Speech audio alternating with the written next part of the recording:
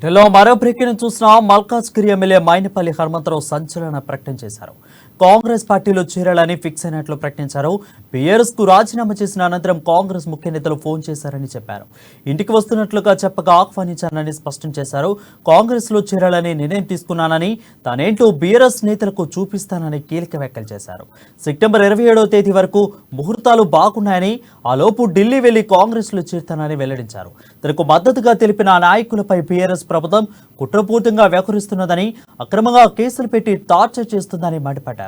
కాగా తన కుమారుడు మైనపల్లి రోహిత్ మెదక్కు టికెట్ డిమాండ్ చేసిన మైనపల్లి గులాబీ పాస్ కి షాక్ ఇవ్వడంతో గత శుక్రవారం పార్టీకి రాజీనామా చేశారు.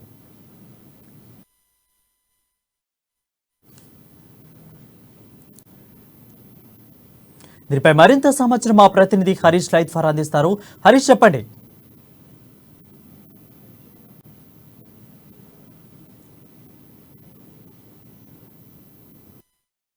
కాంగ్రెస్లో పార్టీలో చేరిక కూడా కన్ఫర్మ్ అయినట్టుగా తెలుస్తుంది. నేపథ్యంలో ఈరోజు ఉదయం నుంచి కూడా ఆయన నివాసంలో కాంగ్రెస్ నేతలు సిడబ్ల్యూసీ మెంబర్ మాజీ డిప్యూటీ సీఎం దామోదర్ రాజనరసింహతో పాటు మాజీ ఎమ్మెల్యే ఏదైతే అంజన్ కుమార్ యాదవ్తో పాటు కాంగ్రెస్ పార్టీకి చెందిన ముఖ్య నేతలంతా కూడా ఇక్కడ ఏదైతే మల్కాజ్గిరికి సంబంధించిన డీసీసీ అధ్యక్షుడు నందికంటి శ్రీధర్తో పాటు మైనంపల్లి హనుమంతరావు నివాసంలో కూడా చర్చలు జరిపిన నేపథ్యంలో కూడా మైనంపల్లి హనుమంతరావుకి సంబంధించి కూడా ఆయన మల్కాజ్గిరికి సంబంధించిన టికెట్ ఆశిస్తున్న నేపథ్యంలో ఆయన కుమారుడికి మెదక్ సంబంధించి కూడా టికెట్ ఇవ్వాలన్నట్టు కూడా మైనంపల్లి కోరుతున్న గత కొన్ని రోజుల్లో కూడా మైనంపల్లి హనుమంతరావుతో పాటు మిగతా ఆయన కొడుకుతో పాటు అక్కడ ఆయన అనుచరులు భారీ ఎత్తున కూడా కాంగ్రెస్ పార్టీలో చేరుతున్నట్టుగా ప్రచారాలు వచ్చాయి. ఈ నేపథ్యంలో కూడా ఇప్పటికే కాంగ్రెస్ వ్యూహకర్త సునీల్ కనుగోలు కూడా మైనంపల్లి హనుమంతరావు కూడా భేటీ అయిన పరిస్థితి. నేపథ్యంలో మైనంపల్లి హనుమంతరావు చేరిక విషయం కూడా ఈరోజు కన్ఫర్మ్ అయినట్టుగా తెలుస్తుంది. తనకు ప్రధానంగా ఆయనే స్వయంగా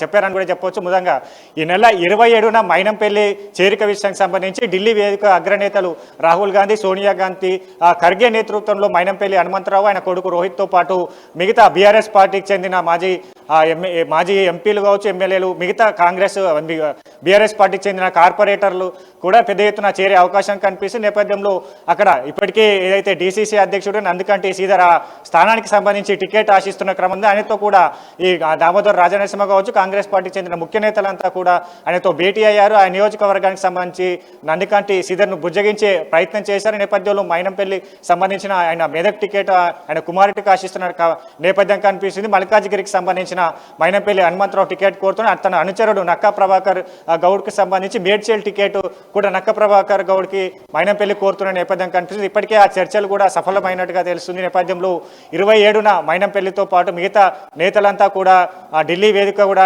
కాంగ్రెస్ పార్టీలో చేరే అవకాశం కనిపిస్తుంది. మిగతా డీసీసీ అధ్యక్షుడిగా నందికంటి శ్రీధర్తో పాటు ఇతర అక్కడ మెదక్ సంబంధించిన తిరుపతి రెడ్డి కొనసాగుతున్నారు. మేడ్చల్ సంబంధించి కూడా కాంగ్రెస్ పార్టీ నుంచి ఆ నేతలు ఉన్న క్రమంలో వారిని కూడా బుజ్జగించే ప్రయత్నం కనిపిస్తుంది. అలాగే వారికి ఇతర నియోజకవర్గాలకు సర్దుబాటు చేస్తారా, లేదంటే కాంగ్రెస్ పార్టీ అధికారంలోకి వచ్చిన వెంటనే కార్పొరేషన్లు కావచ్చు, మిగతా శాఖలో కూడా వాళ్ళను భర్తీ చేసేదానిపైన పూర్తిగా కాంగ్రెస్ నేతలు వాళ్ళతో ఈరోజు సమావేశమయ్యారు. ప్రధానంగా ఇదే అంశాలపైన కూడా చర్చ జరిగింది.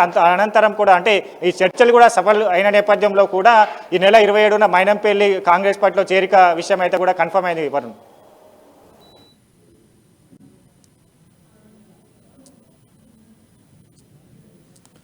Right, thank you Harish for the updates.